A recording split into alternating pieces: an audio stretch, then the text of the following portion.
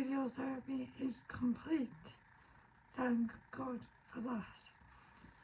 I had my final session on Friday.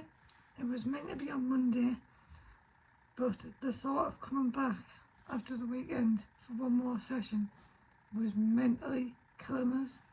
So I kind of begged the hospital to let us do 2 sessions on Friday, and luckily they agreed. So the only thing that's been really getting us through this week is Difflam mouthwash. I think I mentioned last week it's quite painful when you put it in your mouth, but I found if you dilute it with a little bit of water, it's not as bad. So I've been taking that every few hours. That's been really helping. So because I did my last session a few days early, week 6 has just ended, but I'm actually 4 days post-treatment because my tongue is killing me at the minute. Because I didn't have to wait until Monday, so you know, I finished on Friday. So I've just had a review at my normal hospital with the cancer nurse, who had a look inside my mouth and said I must have a very high pain threshold. I was like, so I'm hard as nails. Okay, I'll take that as a compliment. Because I'm still just on paracetamol and the inside of my mouth is a state. It's really bad. But Lee's auntie told him that I should be allowed ibuprofen, so he asked for that today, and they've gave us a bottle of that. So when I finished treatment, I got a new cream for my neck, which is Flamazine. You just put that on really thinly a few times a day, and it's already taking the redness down. It's going down really, really well, so that's good news. The main thing in week 6 I had was vomiting. I was vomiting non-stop. I got put on some anti-sickness medication, but honestly it didn't help. Did not help at all, so I stopped using that after a few days. Felt like it was keeping us awake at night. Felt like my heart was racing. So yeah, the sickness has gone away this week really, but week 6, that was the hardest part. It was non-stop, and I struggled the most with getting up during the night, vomiting constantly. I was waking the baby up, and then he was crying and I couldn't get him. And even just like during the day, I would put him on my chest and instantly have to chuck him to someone else because I was going to vomit. It was like that constant every 5 minutes.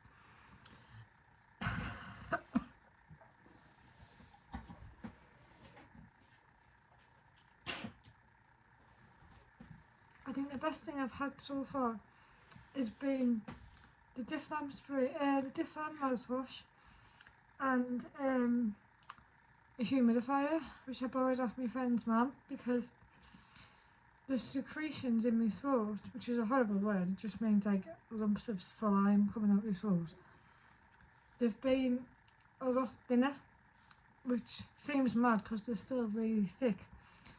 But like last week and the week before, they were like lumps like that big coming up my throat, and it like chokes you coming up. But the humidifier takes them down a bit, thins them out, so that's helped quite a bit. I use a toothbrush called microtix. You might not get that from how I'm talking, but I'll put it in the caption.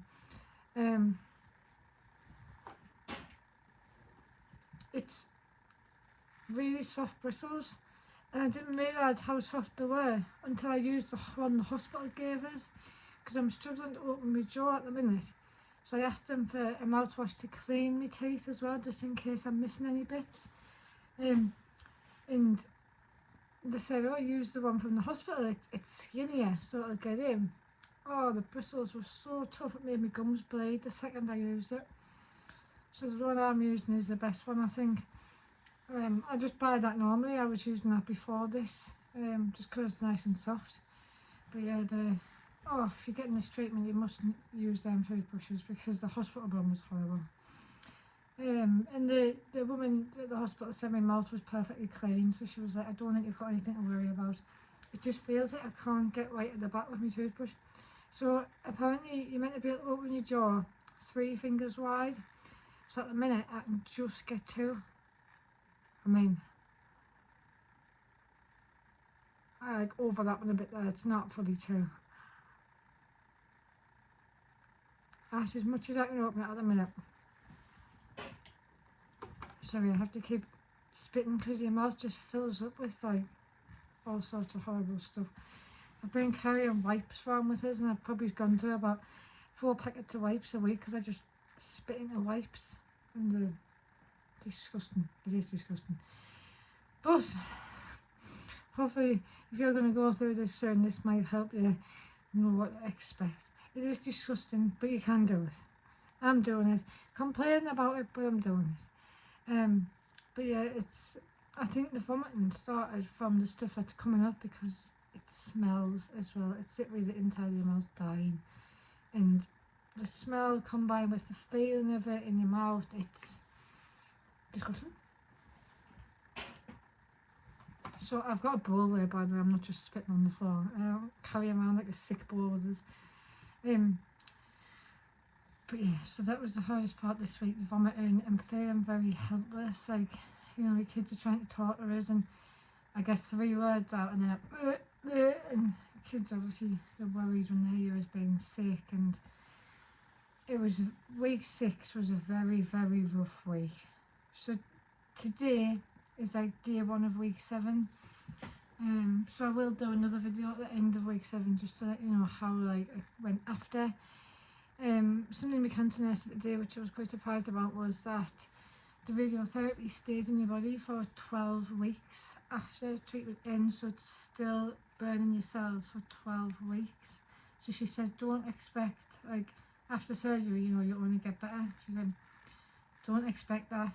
You're going to go up, you're going to go down, because that's still going on in the background.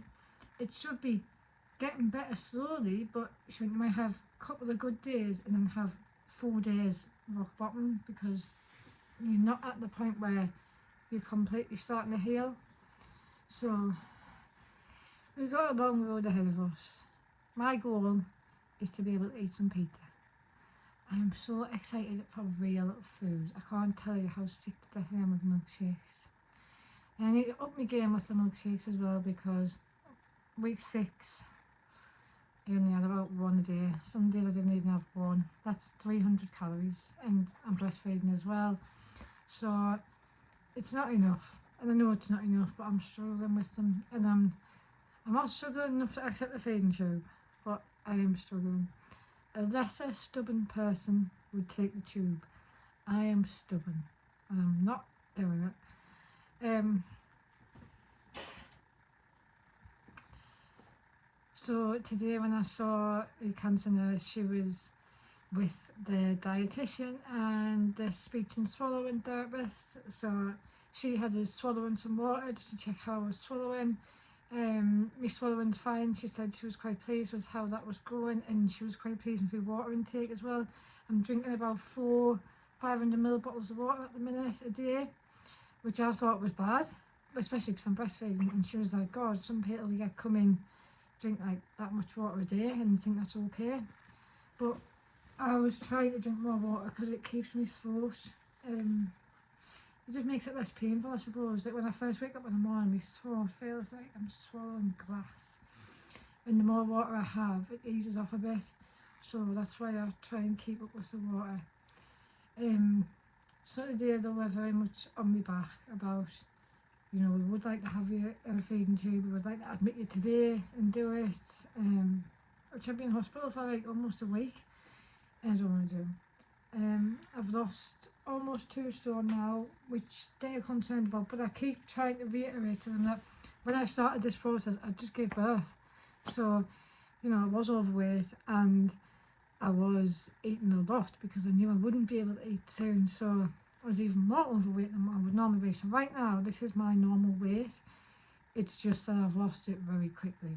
And they're saying, like, the less weight you've got on you, so like the more weight you lose, the harder it is to recover from it. So it might take you double the amount of time to recover if you lose all that weight. So they want to keep a close eye on that and keep bringing us into weighs and see how much I'm eating. And I'm going to try introduce a couple of new things this week, like maybe ice cream or milkshake, because the last time I had them a couple of weeks ago, it burnt me tongue. And the dietitian said, if something hurts, cross it off. Don't have it for another 2 weeks. She said, but after 2 weeks, your tongue could be in a totally different position where you should try it again. So I'm probably at that 2 week mark now, because I didn't eat anything at all last week. So whenever I tried stuff, it must have been the week before.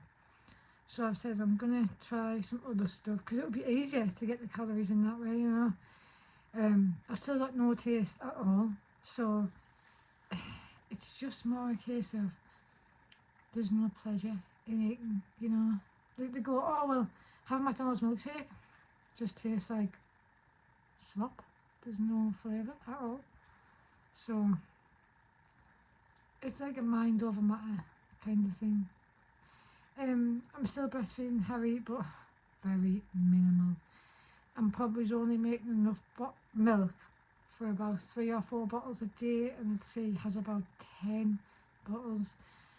We were using all the milk I'd froze, which I'd like expressed and then froze before I started treatment, but now that's run out. In week 6 that ran out.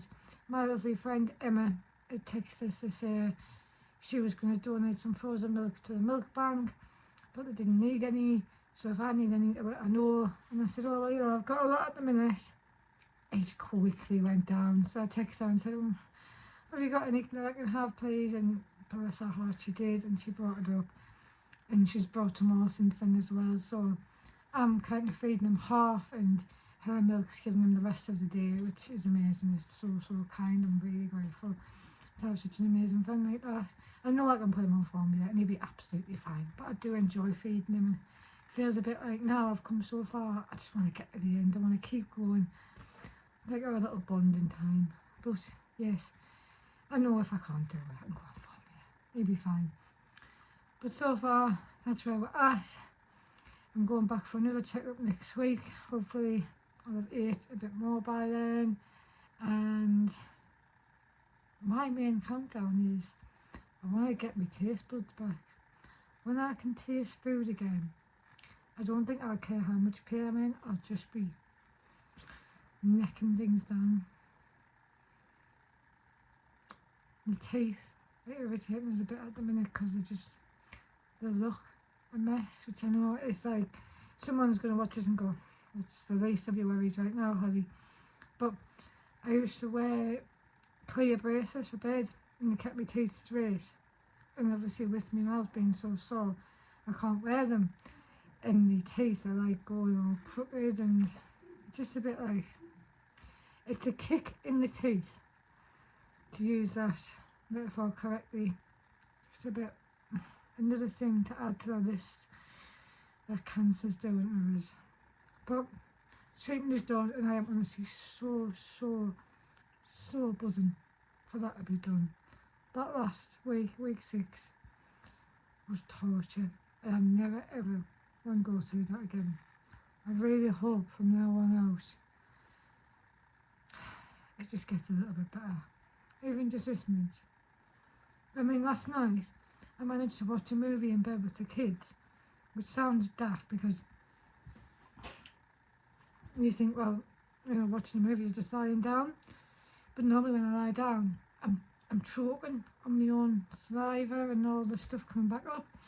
So I'm constantly having to sit up and cough it out, and I managed to lie for an hour and a half with the kids on my chest and watch a movie. I mean, I was coughing the whole way through. I kept saying, hey, sorry boys, I'm coughing in your ear. And they were like, oh, mum, it's fine. But it was just a cough, there was nothing coming up, and it was nice to be there, even though I wasn't doing anything with them. I was present, and that was really nice. That's the hardest bit in this whole cancer journey, not being able to be the mum that I want to be. And I know I will be when it's all done, but it's hard.